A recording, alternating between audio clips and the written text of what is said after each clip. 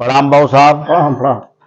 मैं ये पूछ रहा हूँ, जैसे आपने राष्ट्रीय भारतीय क्षत्रिय महासंघ में जो आपने काम किया आज तक, अब लोगों में क्या इसकी जागृति हुई कुछ?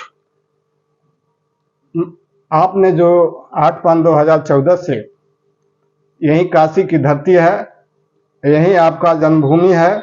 इसी जन्मभूमि पर जो मैं भारतीय क्षत्रियों का इतिहास जो बताया, आज जो है कि आप इतना जो है कि यह समाज का गौरवशाली इतिहास बता करके पूरे समाज को, पूरे देश और विदेश तक इतना गौरवशाली इतिहास को आपने इस समाज को गौरवान्वित कर दिया बता करके, जितना आज तक न तो नेता किया है, न तो कोई समाज का।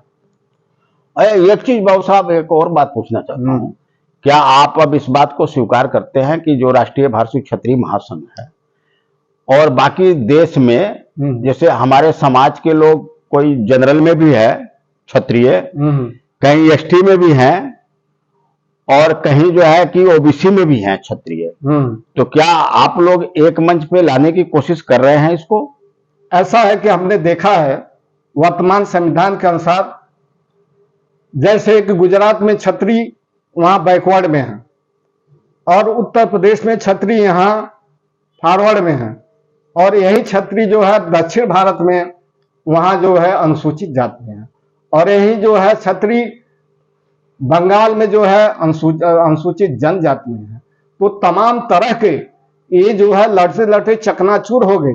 उनकी संविधान के अनुसार उनकी सामाजिक शैक्षिक सारी स्थितियां का आकलन करके जैसा उनको देखा गया, संविधान के अनुसार उनको उस कैटेगरी में डाल दिया गया।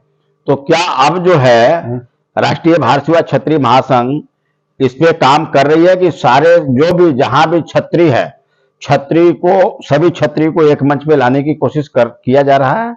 ऐसा है कि विदेशी आतताइयों से 1001 ईस्वी में इन क्षत्रियों ने जो काम किया है देश की, राष्ट्र की रक्षा के लिए, पूरे समाज की बहु बेटियों की इज्जत आबरू की रक्षा के लिए, और विदेशी आतताइयों से ये इतना जो है त्रस्त हो गए, इतना जो है इनका पतन हो गया कि अनेकों जातियों में ये कन्वर्ट हो गए और अपनी जान और माल की रक्षा करने के लिए जगह जगह बदल गए हैं। तो ये भारतीय विश्व विजेता भारतीय राष्ट्रीय क्षत्रिय महासंघ जो काम कर रहा है कि सारे क्षत्रिय चाहे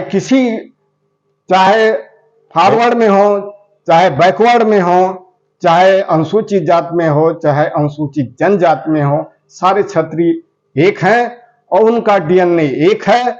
जब तक हम सबको ऊंच नीच की भावना, बड़ा और छोट की भावना, धनी और गरीब की भावना, जब तक यह सब निकाल करके जब तक हम एक मंच पर नहीं आएंगे, तब तक हम ऐसे हमारा जो है कि रौदे जाएंगे।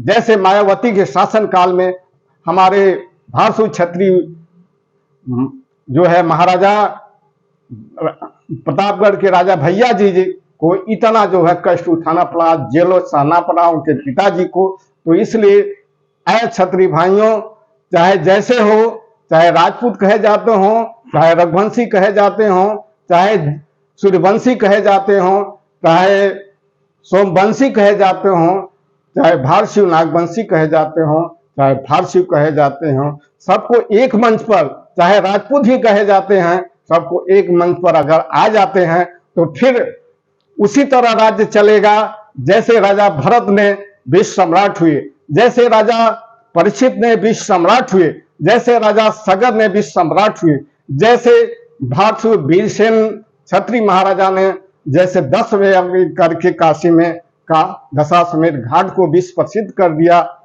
आज वैसे आप लोग फिर एक छत्र हो जाएंगे। यही हमारे मुख्यमंत्री जी का आह्वान है, यही हमारे प्रधानमंत्री जी का भी आह्वान है। आइए मेरे सभी देशवासियों के क्षत्रिय भाइयों, हम सब एक मंच पे, एक झंडा के नीचे, एक संगठन के नीचे बैठकर मंथन करें। चाहे जो जिस ओबीसी में हो, एससी में हो, जनजाति में हो या जनरल में हो, सभी वर्ग के क्षत्रिय भाइयों एक मंच पे आइए। राष्ट्रीय भारतीय क्षत्रिय महासंघ आप सबको आह्वान कर रहा है और इसी पे कार्य कर रही है राष्ट्रीय भारतीय क्षत्रिय महासंघ। सभी स्वजाति भाइयों को राष्ट्रीय भारतीय क्षत्रिय महासंघ की तरफ से आह्वान किया जा रहा है।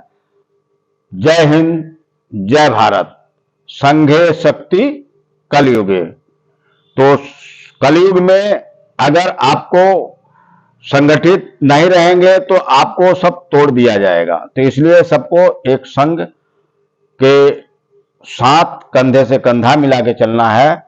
जय हिंद, जय भारत।